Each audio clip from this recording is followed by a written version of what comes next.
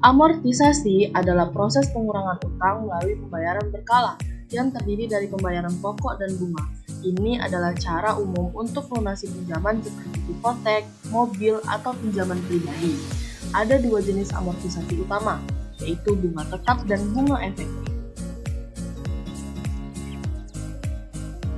Selanjutnya penjelasan mengenai bunga flat dan efektif.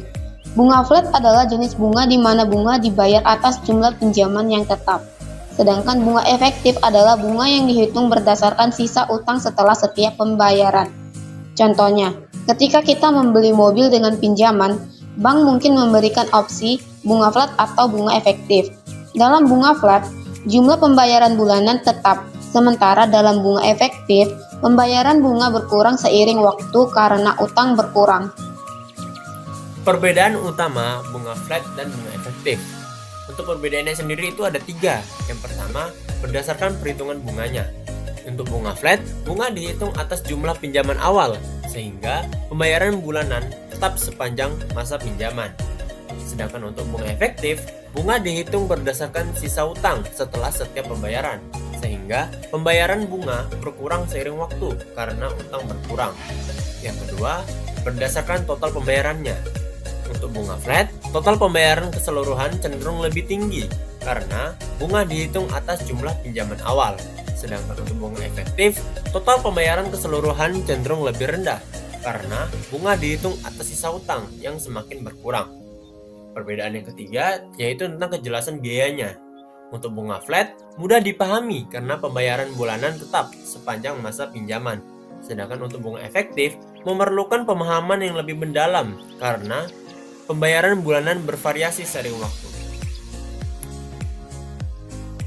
Plus minus bunga flat. Kelebihan 1. Prediktabilitas. Pembayaran bulanan tetap memudahkan perencanaan keuangan karena tidak ada fluktuasi dalam pembayaran bulanan. 2. Sederhana. Lebih mudah dipahami oleh banyak orang karena pembayaran bulanan tetap dan tidak ada perubahan selama masa pinjaman. 3. Cocok untuk proyeksi anggaran. Cocok untuk situasi di mana pelanggan memerlukan pembayaran tetap untuk merencanakan anggaran bulanan mereka. Kekurangan 1. Total pembayaran yang lebih tinggi karena bunga dihitung atas jumlah pinjaman awal. Total pembayaran keseluruhan cenderung lebih tinggi dibandingkan dengan bunga efektif. 2. Kurang efisien.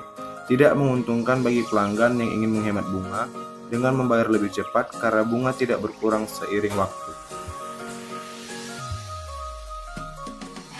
Plus minus bunga efektif.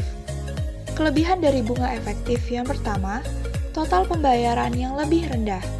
Karena bunga dihitung atas sisa utang, total pembayaran keseluruhan cenderung lebih rendah dibandingkan dengan bunga flat. Yang kedua, efisiensi pembayaran lebih cepat. Membayar lebih banyak pada awal pinjaman dapat mengurangi utang lebih cepat karena pembayaran bunga berkurang seiring waktu. Yang ketiga, fleksibilitas. Pelanggan memiliki fleksibilitas untuk membayar lebih dan mengurangi utang lebih cepat, menghemat bunga dalam jangka panjang. Kekurangan dari bunga efektif yang pertama, kurangnya prediktabilitas. Pembayaran bulanan bervariasi sehingga membutuhkan pemahaman yang lebih mendalam tentang struktur pembayaran. Yang kedua, kebutuhan akan pemahaman yang lebih mendalam. Memerlukan pemahaman yang lebih baik tentang bagaimana bunga dihitung dan bagaimana itu mempengaruhi pembayaran bulanan.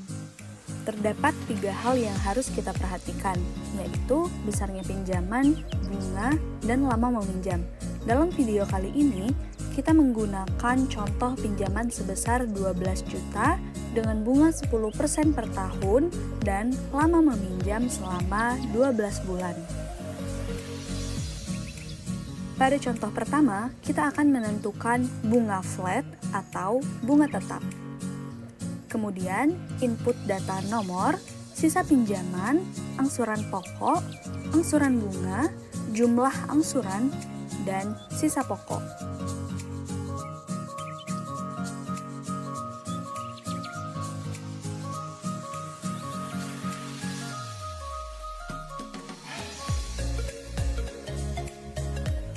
Lalu, kita berikan warna pada judul data agar mudah dibedakan. Pada kolom nomor, kita masukkan data dari 0 sampai 12 sebagai simbol bulan. Kemudian, kita berikan garis tabel agar rapi.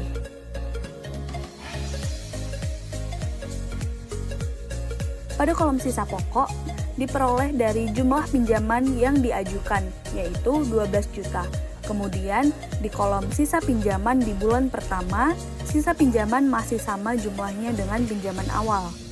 Pada angsuran pokok, diperoleh dari pinjaman dibagi dengan lama meminjam. Dalam hal ini, 12 juta dibagi 12, maka diperoleh nilai 1 juta. Angsuran bunga diperoleh dari besarnya pinjaman, lalu dikalikan bunga per tahun, lalu dibagi 12. Jangan lupa untuk menambahkan simbol dolar pada rumus agar saat dikopi nilainya tidak berubah. Jumlah angsuran diperoleh dari jumlah angsuran pokok ditambah angsuran bunga.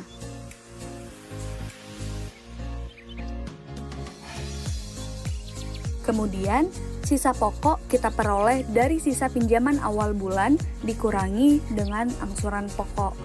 Jadi, setelah 1 bulan meminjam, masih memiliki uang sebesar 11 juta. Lalu, kita drag ke bawah untuk melihat hasil hingga bulan ke-12. Di bulan ke-12, sisa pokok sudah menjadi 0. Kemudian, kita jumlahkan angsuran pokok sampai bulan ke-12, maka angsuran pokok totalnya adalah 12 juta sesuai dengan pinjaman awal.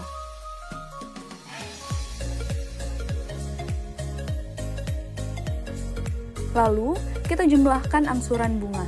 Jumlah angsuran bunga selama 12 bulan jika menggunakan bunga flat adalah sebesar Rp1.200.000. Kemudian, data kita copy untuk menghitung bunga efektif atau bunga menurun.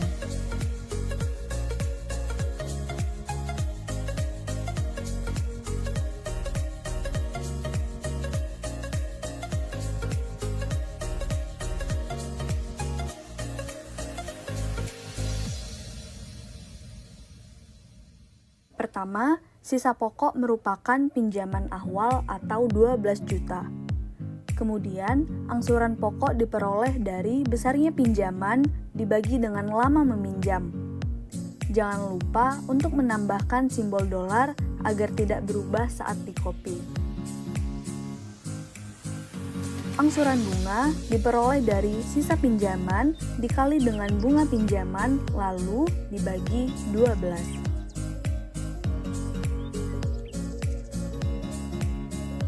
Untuk memudahkan, hapus data di bawahnya.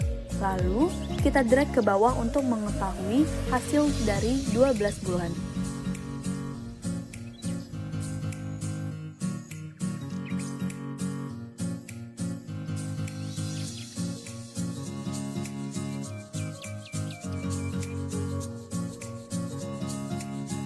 Sehingga terlihat jumlah angsuran bunga jika menggunakan bunga efektif sebesar Rp650.000. Sekian presentasi kami dari kelompok 1 mengenai bunga flat dan bunga efektif.